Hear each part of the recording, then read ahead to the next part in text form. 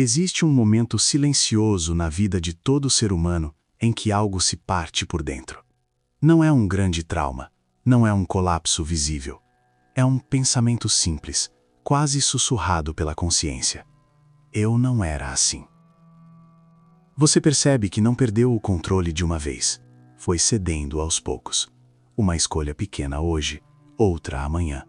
Até que aquilo que era a exceção virou rotina. E a rotina virou identidade.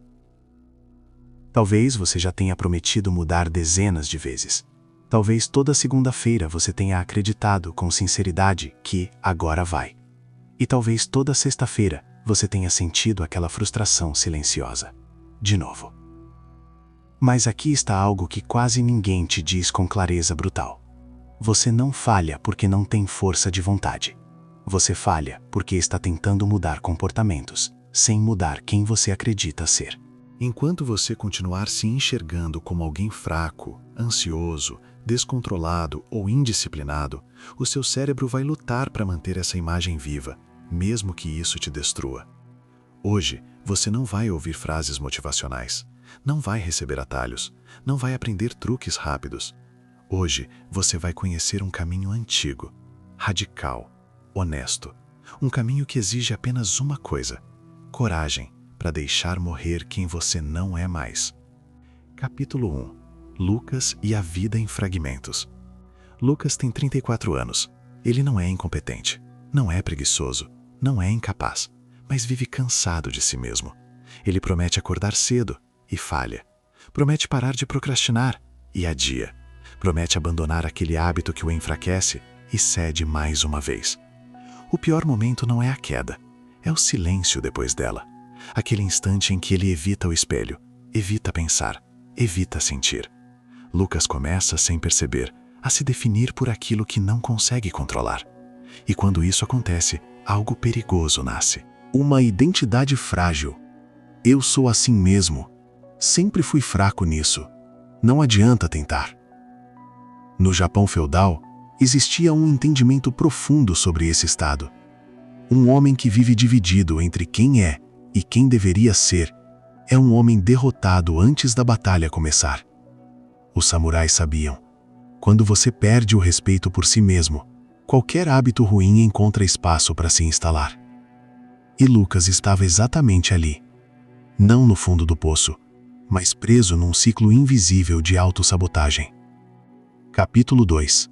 A raiz dos hábitos ruins. Aqui está uma verdade desconfortável, mas libertadora. Hábito ruim não é defeito moral. Hábito ruim é identidade desalinhada. Você não procrastina porque é preguiçoso. Você procrastina porque se vê como alguém que sempre deixa para depois. Você não cai no mesmo erro porque é fraco. Você cai porque ainda vive preso a uma versão antiga de si mesmo. O cérebro não protege seus objetivos. Ele protege sua identidade. Se no fundo você acredita que esse é o seu jeito, qualquer tentativa de mudança será tratada como uma ameaça. É por isso que tanta gente começa forte e desiste rápido. Não falta disciplina, falta reconstrução interna. Os samurais nunca tentaram apenas controlar impulsos.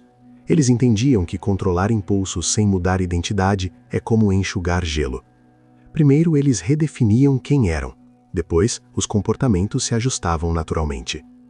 Capítulo 3. A morte simbólica do eu antigo.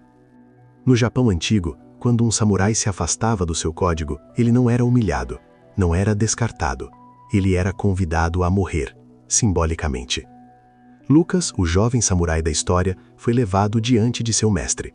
Ele esperava gritos, esperava punição, esperava vergonha. Recebeu silêncio. O mestre disse apenas: amanhã você vai morrer.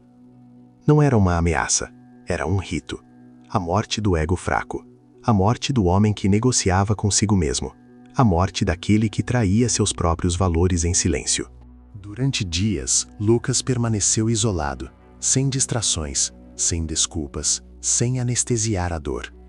Ele fez algo que quase ninguém hoje tem coragem de fazer. Olhou para si sem filtros. E ali compreendeu algo que mudaria tudo. Eu não ajo fraco porque sou fraco. Eu ajo fraco porque ainda acredito que sou. Naquele momento, o antigo Lucas começou a morrer, e o caminho do guerreiro começou.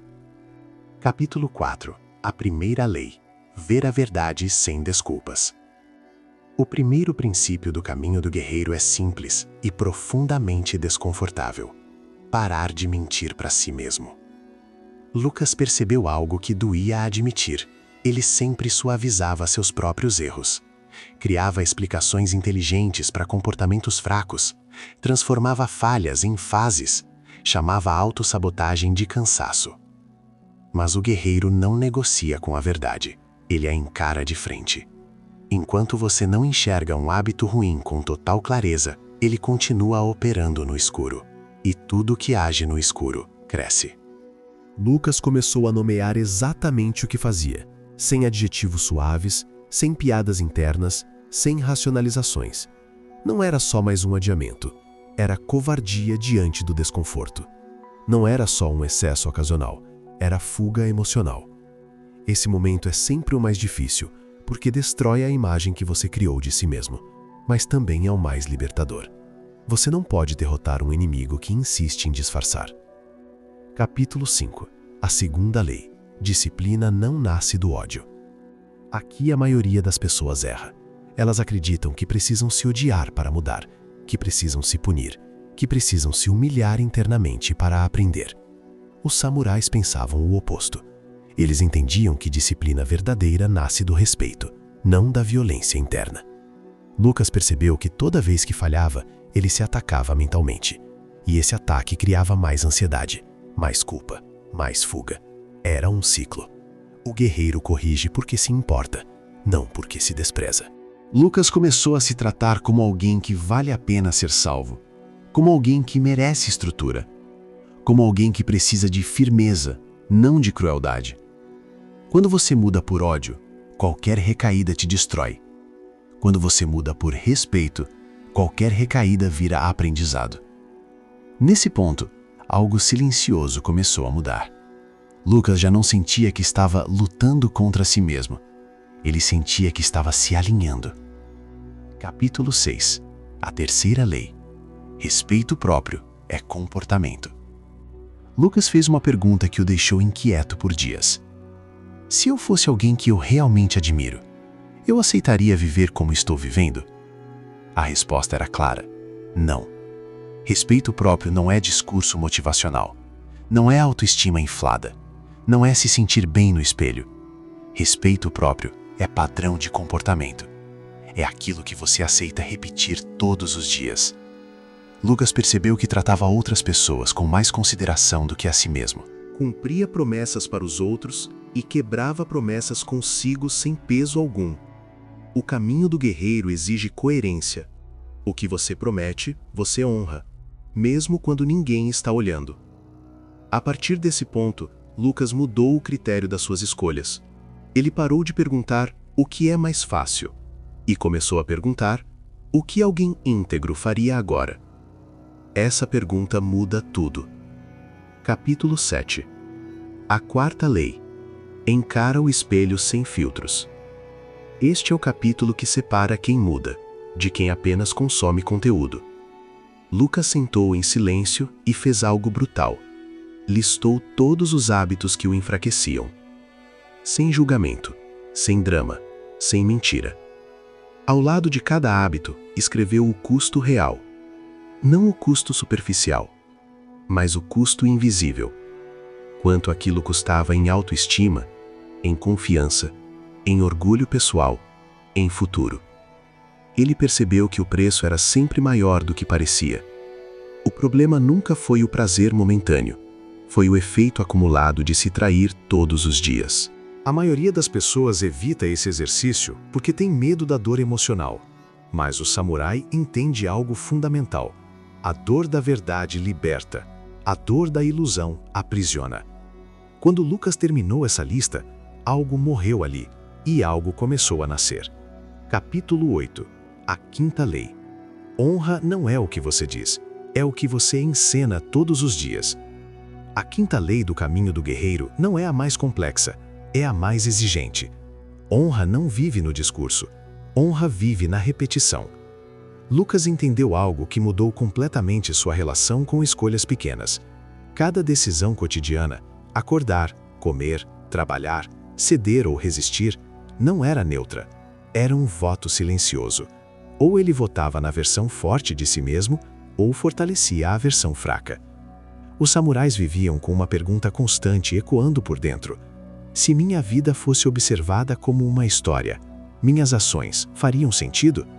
Lucas começou a agir como se estivesse escrevendo um legado invisível, não para ser admirado, mas para não se envergonhar. Quando ninguém estava olhando, era ali que a honra se manifestava. Ele percebeu que a verdadeira disciplina não nasce do medo da punição, mas do desejo profundo de não se trair.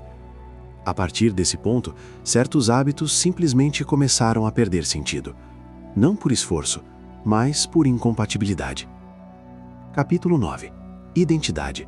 O cérebro só obedece quem você acredita ser. Aqui está um dos segredos mais profundos da transformação humana. O cérebro não executa metas, ele executa identidades. Lucas percebeu que durante anos tentou agir como alguém disciplinado, enquanto internamente se via como alguém fraco. Esse conflito sempre terminava da mesma forma. A identidade vencia. Os samurais nunca diziam, vou tentar ser disciplinado. Eles diziam internamente, eu sou. E isso muda tudo. Quando você se vê como alguém íntegro, cada escolha desalinhada gera desconforto imediato. Quando você se vê como alguém fraco, qualquer recaída parece natural. Lucas começou a fazer algo simples, mas poderoso. Ele parou de dizer, eu estou tentando mudar, e passou a agir como alguém que já mudou. Não no futuro, agora. Essa mudança silenciosa reprogramou algo profundo. As escolhas deixaram de ser uma batalha constante. Elas começaram a fluir. Capítulo 10. O ritual da morte diária. Existe um exercício que os samurais praticavam todos os dias, um ritual tão poderoso que eliminava hábitos na raiz. Eles chamavam de morte simbólica diária. Toda manhã, em silêncio, eles sentavam como se já estivessem mortos. O ego de ontem, os erros de ontem, as fraquezas de ontem, eram enterrados. Lucas adaptou esse ritual à sua vida moderna. Todas as manhãs, antes de tocar no celular, antes de se distrair, antes de negociar consigo mesmo, ele fechava os olhos e fazia 3 perguntas. 1. Se eu tivesse morrido ontem, eu teria orgulho de como vivi? 2. Que hábitos eu levaria para o túmulo com vergonha? 3. Se eu estivesse renascendo agora, como eu agiria hoje? Esse ritual fazia algo poderoso. Ele quebrava a continuidade da identidade antiga. Cada manhã era um renascimento. Cada dia começava limpo. O hábito ruim não desaparecia por força. Ele morria por abandono. Capítulo 11. A decisão que muda tudo.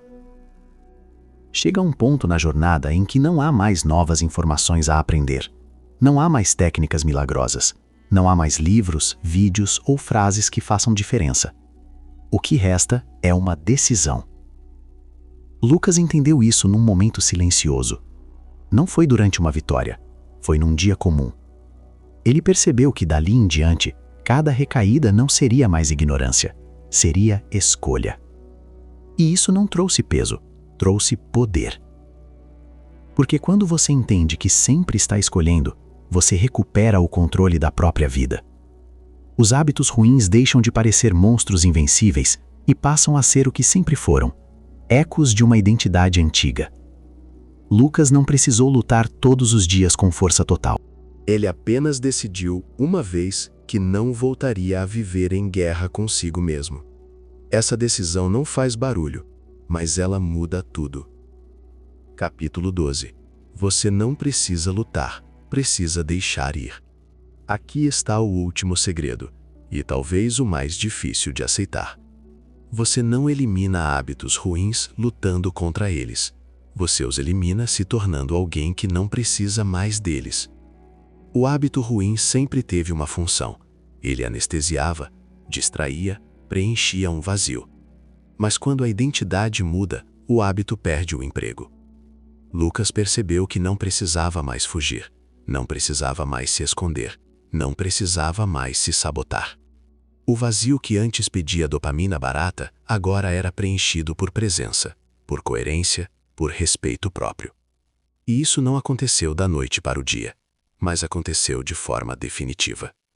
Quando a identidade muda, o esforço diminui, a clareza aumenta e a paz aparece. Capítulo 13. O chamado final. Agora deixe eu falar diretamente com você, não com a parte que consome vídeos, mas com a parte que está cansada de prometer e não cumprir. Se você continuar tentando mudar apenas o comportamento, vai continuar cansado. Mas se tiver coragem de abandonar a versão de você que já não serve mais, tudo muda. Você não é fraco.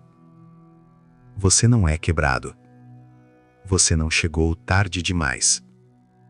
Você apenas carregou uma identidade que nunca foi realmente sua. Hoje, você pode escolher continuar sendo espectador da própria vida ou assumir o papel principal da sua transformação. O caminho não exige perfeição. Exige presença. Exige honestidade. Exige coragem. Capítulo 14. Siga o caminho. Os samurais acreditavam que não existe neutralidade na vida. A cada dia, você está se fortalecendo ou se fragmentando. Não existe ficar igual. Seus hábitos ruins não são sua sentença. São apenas sinais de que algo dentro de você pede alinhamento. O código sempre esteve disponível. O caminho sempre esteve aberto. A única pergunta que resta é simples. Você terá coragem de deixar morrer quem você foi para dar espaço a quem você pode se tornar? O guerreiro dentro de você não está adormecido. Ele está esperando. Esperando que você pare de negociar. Pare de adiar. Pare de se abandonar. Siga o caminho. Com coragem, com honra, com verdade. O próximo passo é seu.